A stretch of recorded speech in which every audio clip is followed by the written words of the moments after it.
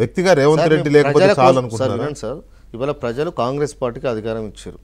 అధికారంలో రేవంత్ రెడ్డి ఉండొచ్చు, ఇంకో ఎవరైనా మాకు సంబంధం లేదు. ఆ పార్టీ ఇష్టం అది. ప్రభుత్వానికి వాళ్ళు ఇచ్చిన హామీలు అమలు చేయడం కోసం ఇవాళ ప్రజలు మాకు ప్రతిపక్ష పాత్ర ఇచ్చారు. దానికోసం మేము ఫైట్ చేస్తున్నాం, దానికోసం మేము మాట్లాడుతున్నాం. ప్రజల గొంతుగా మేము మాట్లాడుతున్నాం.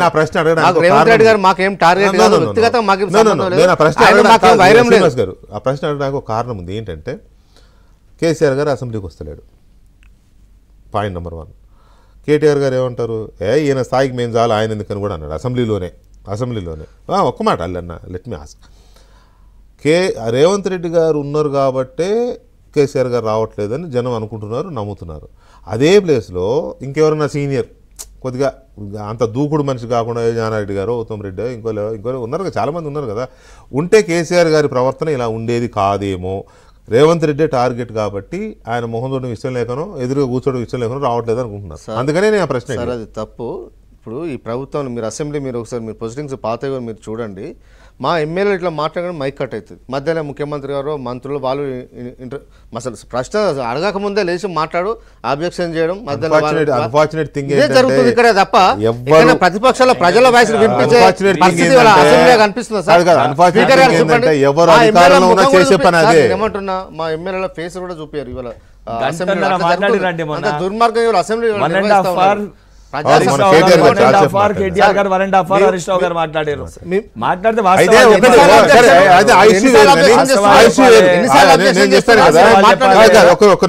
ప్లీజ్. అన్ఫార్చునేట్ ఇదేంటంటే ఎవరు అధికారంలో ఉన్నా అదే ప్రాక్టీస్ నడుస్తుంది కాబట్టి దాన్ని వదిలేద్దాం. అసెంబ్లీ అనేది అట్లా అయిపోయింది. నా క్వశ్చన్ మళ్ళీ రేవంత్ రెడ్డి ఇప్పుడు బీజేపీ నేను మళ్ళీ అడుగుతా, కానీ బీజేపీ వాళ్ళు మాట్లాడుతున్నది కూడా రేవంత్ రెడ్డి మార్చేస్తారు అంటున్నారు. మీ దగ్గర కూడా మీ వైఖరి ఎట్లా ఉందంటే రేవంత్ రెడ్డి మీదనే టార్గెట్ గా నడుస్తుంది, కోపము ఇదో. టార్గెట్ రేవంత్ రెడ్డి టార్గెట్ లేదు. ఎందుకంటే ప్రజలు కాంగ్రెస్ పార్టీ అధికారం ఇచ్చారు, మాకు ప్రతిపక్ష పాత్ర ఇచ్చారు కాబట్టి ప్రజల పక్షాన మేము ప్రభుత్వంలో చీఫ్ ఎవరుంటే వారిని అడుగుతాం సార్. మా బాధ్యత అది. మాకు రేవంత్ రెడ్డి గారు మాకేం టార్గెట్, బల్మూరు వెంకట ఉన్నా కూడా మేము అడుగుతాం. మాకేముంటాలా ఎవరైనా మేము ఖచ్చితంగా ప్రభుత్వ అధినేత ఎవరున్నా కూడా ప్రశ్నించే పార్టీ మాది. వాళ్ళు ఎన్నికల ముందు వాళ్ళు హామీ ఇచ్చారు. రేవంత్ రెడ్డి గారు పిసిసి అధ్యక్షునిగా వారు హామీ ఇచ్చినాడు. వారికి ఎక్కువ బాధ్యత ఉంటుంది. రాజ్యాంగాన్ని మేము కాపాడదని చెప్పి మాట్లాడిన రేవంత్ రెడ్డి గారు రాహుల్ గాంధీ గారు పిసిసి అధ్యక్షుడైన తర్వాత ఇవాళ మా ఎమ్మెల్యే ఎట్లా తీసుకున్నారు చెప్పండి. మీరు అడగకూడదు, నైతికత గురించి కాదు సార్.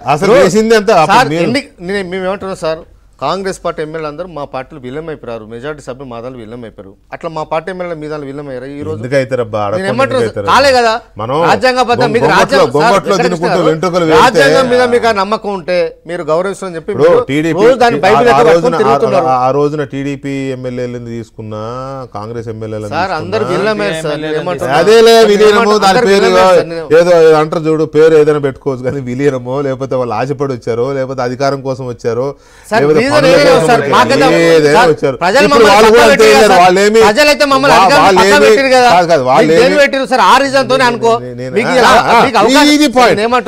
అదొక రీజన్ కావచ్చు. మీకు అధికారం ఇచ్చిన తర్వాత మీరు ఎట్లా ఇప్పుడు పోయిన 10 మంది కూడా ఏదో ప్రజల మీద ప్రేమతో పోయారని నేను అనట్లే. అధికారం కోసమే, అధికారం అనుభవించడం కోసం మీరు అంటున్నారు. 100% నేను అంటున్నా. మరి వాళ్ళు ఎందుకు అంటారు? వాళ్ళు బైబిల్ 10 మంది ప్రజల కోసం కాంగ్రెస్ అధిష్టానం కూడా వాళ్ళకి ప్రజాస్వామ్యం నమ్మకం అవి ఉండే ఇవాళ ముఖ్యమంత్రి గారు చెప్పి మీరు తీసుకున్న తప్పని చెప్పి ఓపెన్ స్టేట్మెంట్ ఇవ్వాలి. ఎందుకు ఇస్తలేరు? అసలు నాకు రేవంత్ రెడ్డి గారు వెంకటేశ్వర ఏమంటారు? హరీష్ గారు ఏమంటారు? శ్రీరంగ నీతులు మీకు పనికిరావండి శ్రీనివాస్ యాదవ్ గారు. అది ఎవరికి పనికిరావు. అందుకే ఇద్దరికి ఏమంటున్నా, ఇప్పుడు మీరు ప్రభుత్వాలు వడగొట్టలేదా? ప్రతి రాజకీయ పార్టీ మేము ఏ ప్రభుత్వాన్ని మేము వడగొట్టలేదు. హరీష్ అన్న మీరు గుర్తు పెట్టుకోండి, మీ గతంలో ఎప్పుడు కూడా పడగొట్టలేదు. ప్రభుత్వాలు కాంగ్రెస్ ఇక్కడ ఎన్టీ రామారావు గారు ప్రభుత్వాన్ని పడగొట్టింది, కాంగ్రెస్ ప్రభుత్వం పడగొట్టి ఇందిరాగాంధీ గారు పడగొట్టారు ఇక్కడ 83లో. అవునండి, 85 ఎవరు పడగొట్టారండి? రామ్లాల్ గవర్నర్ గారిని అడ్డం పెట్టుకుని ప్రభుత్వం పడగొట్టింది కాంగ్రెస్. ప్రభుత్వాలను వాడగొట్టే చరిత్ర కాంగ్రెస్ కు ఉంటది, లేదంటే మీకుంటది అని మాకు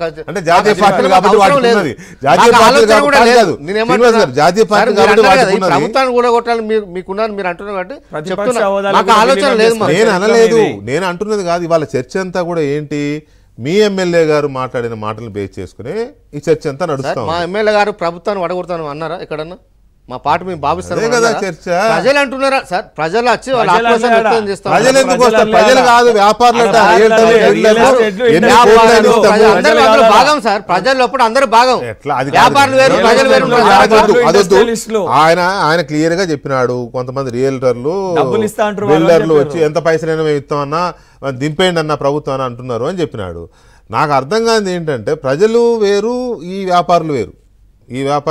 ఈ వ్యాపారులకు అంత ఇంట్రెస్ట్ ఏంటి? బీఆర్ఎస్ ఎమ్మెల్యే దగ్గరికే పోయి అనాది ఇంపండి ఆయనకే చెప్తారా? ఆయనకు అంత సీన్ ఉందా? అంటే ప్రభాకర్ రెడ్డి గారు ఇక్కడ చిన్న సారీ మీకు అంత సీన్ ఉందా అంటే నేను నెగిటివ్ కోణంలో అనడంలా, ప్రభుత్వాన్ని పడేసేంత సీన్ కొత్త ప్రభాకర్ రెడ్డి గారికి ఉందని లేదు అని నేను అంటున్నా. అంతే తప్ప మీకు వేరే వ్యక్తిగతంగా కాదు ఈ కామెంట్.